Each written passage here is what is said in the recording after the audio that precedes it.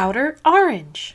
Hello everybody, welcome back. We are here and today we are going to discuss Tournament Arc. That is correct, Tournament Arc. So this video is kind of the beginning of a segue into other videos. I guess what we're trying to say is that this is my pre-video, and then I'm gonna go to a tournament, and then I'll have a post video, and it's all gonna be in one video. So I'm going to a tournament tomorrow, the day before my first tournament in months. I'm so excited, cannot wait to actually see some people I haven't seen in a while. There's some really good players there, people that have gone to Japan, stuff like that. So I'm really excited to play with them and see them. Now I kind of want to talk to you guys about what decks I want to bring, or my current brainstorming decks that I kind of want to bring, and then we'll actually see if I actually end up playing any of them. So my top two decks, actually both in Bermuda Triangle. I like going a non-meta deck into meta tournaments. If Chaos Breaker is quotations meta, I'm not gonna go with it into it. If like Grand Blue is currently meta, like the Grand Blue Night Rose version, then I'll probably go a different version, because I don't like when people know exactly what my deck does, and I don't like people trying to counterplay what my deck does. So that's why I actually want to go with Bermuda Triangle. My choices are Highlander and Mirror.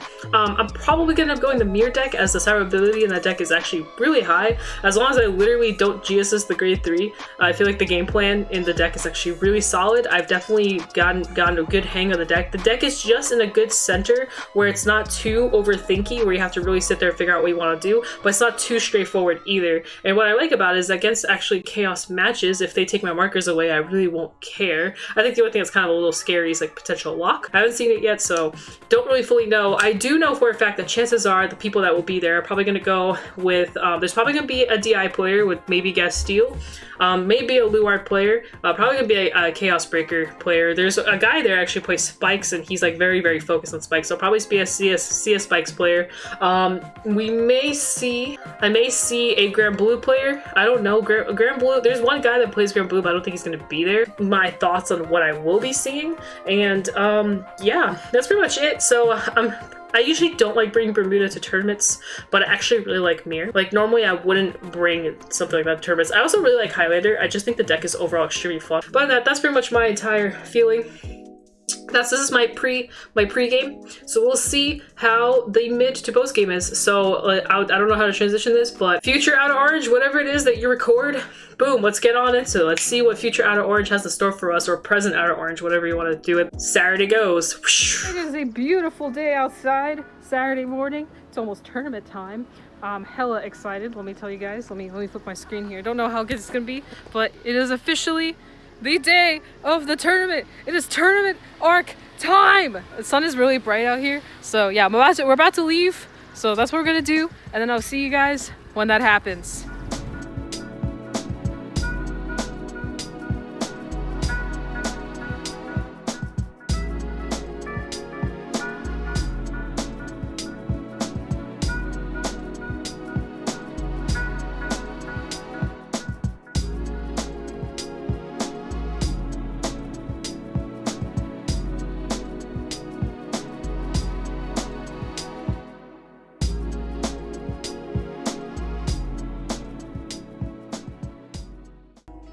All right, and we are back. So went to the tournament, super fun. Let's talk about it.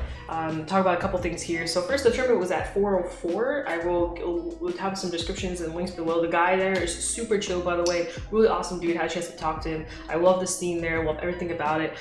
He actually posted on Twitter some of the tournament pictures. So I'll have some of these out and about as we're talking. It was super fun. The area was just really nice. I liked how clean it was. It was just really pretty in there in general. And there's just some funny stuff in there too. Like I just thought it was really cool. I overall enjoyed the experience. Like I said, the guy that runs the whole thing is just really nice, and you guys can follow him over on his Twitter. I'll have like a link or some description stuff below. I actually didn't catch his name, and I think he told me it, and I honestly forgot it. I'm sorry, but thank you so much for having me and having everybody there.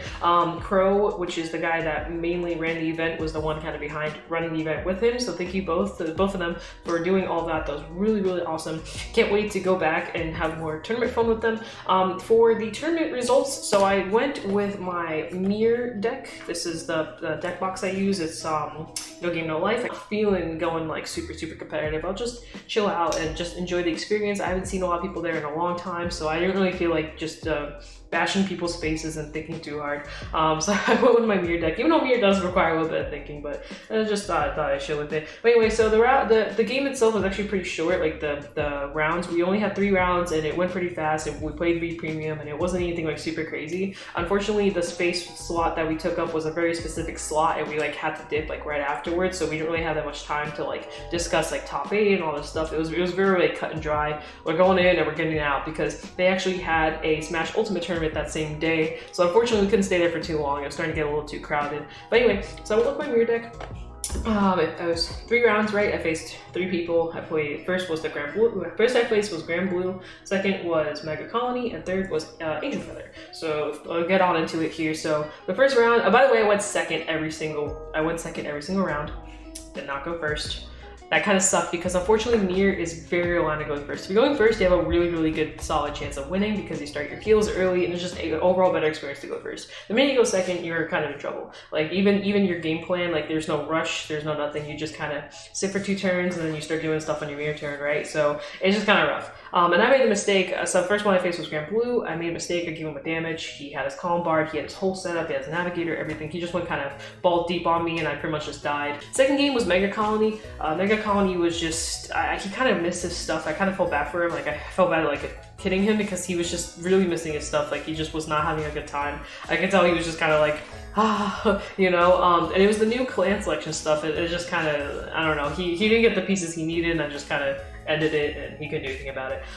Game 3 though was Angel Feather, and that was a really close game. The game was super long. I don't know how, but the guy just was able to survive all my attacks, and he actually missed his first ride. He went into Hameo as his first ride, which is a rear guard only skill if I'm not mistaken. Kind of sucked for him because he just literally missed like the main game plan of his thing. But he did win. He did win because I only won 1 game, it was just the Mega Colony. But anyway, yeah, so I faced Angel Feather. It was pretty rough once he finally got all his pieces, and somehow I did end up dying because the game did go for a while. I don't remember everything because we actually got into like the timeout and they were like, you guys gotta finish, so we kind of started like rushing through everything. But he didn't win. It was overall really fun. I guess I went there for the fun. More than that, I won 1 game. I'm just happy I won 1. Sometimes you go like a complete like 0-3 and you're like, man, like why do you even play Vanguard? But anyway, that was pretty much the whole thing. It was a really wonderful experience. Thank you so much for Kuro and the 404 shopkeeper experience, esports people, everybody that's in there for being able to be a part of the game, and just in general, just nice. It was just nice to go out somewhere. I haven't been down that way in a long time. The location that they're at is pretty far from where I'm located. It's just nice to go. I brought my roommate with me, so we both went to the tournament. It was just overall fun. It was small, but I didn't really mind it was small. I do hope that more people start kind of coming to these things, so that we can have a bigger events again. And other than that, guys, I'm gonna head out. It's been real. It's been awesome. As always, thank you so much for all the support. Please, you know, the usual, like, subscribe, all that fun stuff. Keeps the channel going, keeps me going. I'm excited. That 1K is getting closer and closer and closer, and I'm so excited to show you guys even more as we get closer to these amazing goals. So other than that, guys, peace out. Das Vidanya. See you guys next time. Bye!